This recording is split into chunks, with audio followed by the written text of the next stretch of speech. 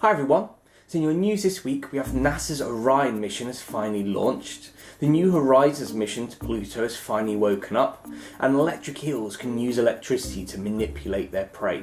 This is your weekly science news with me, the UK astronaut.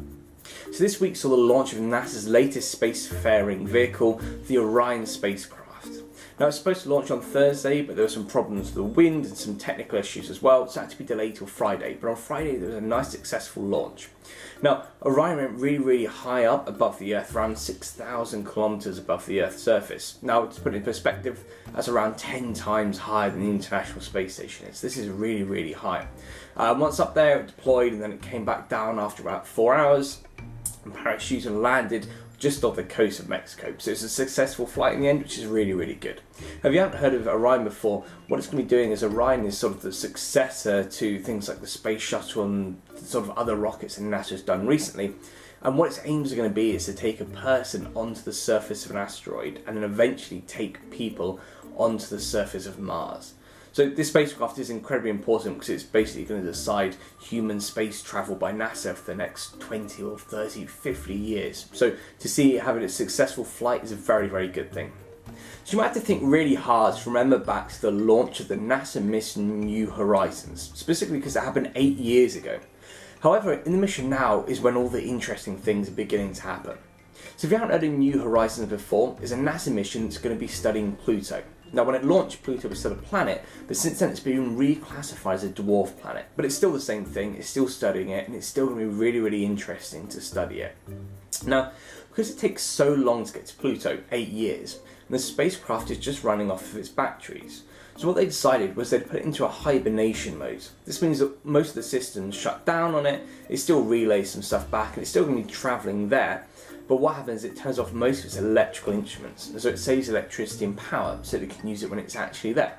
But on Saturday, just gone, is the date when it first woke up again out of hibernation. So this is a really interesting time, and everything thankfully was successful, and it woke up and everything was fine.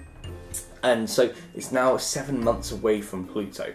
And in that 7 months, it's going to take lots of photos of Pluto as it gets closer and closer before it actually reaches it, and it's going to start orbiting around Pluto. And it's going to be studying it in more and more detail and find out more about this distant and strange planet. So finally, a study of electric eels recently has found some interesting property about the electricity they use to catch their prey. Now it's been known for a long time that eels can use electricity to sort of stun their prey. It's a lot of small fish, they electrocute them and stun them before they eat them. But what they actually found is more interesting, that eels can actually use their electricity to almost manipulate the movement of their prey.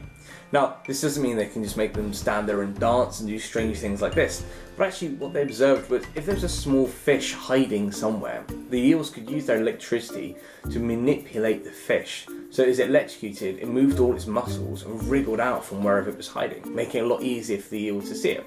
So not only can the eel get the prey out from where it's hiding, but then it can also stun it, and so it can finally catch it and eat it. So this is really interesting because scientists didn't know that eels were able to do this before and able to manipulate their prey, and that they knew how to do this. So this is often a really interesting thing to study. Thank you very much for watching. As you can see, it's getting a bit close to Christmas now, but don't worry, I'm still going to be doing lots of videos. I have one on the Chernobyl nuclear disaster this week, and I'm going to be going through that and explaining what happened. I think it's going to be really interesting, and lots of cool pictures and videos and things.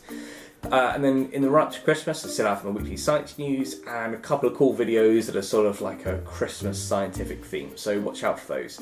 Thank you very much for watching. Don't forget to like and subscribe, I really appreciate it, and leave any comments, and I always try and get back to them, I always do.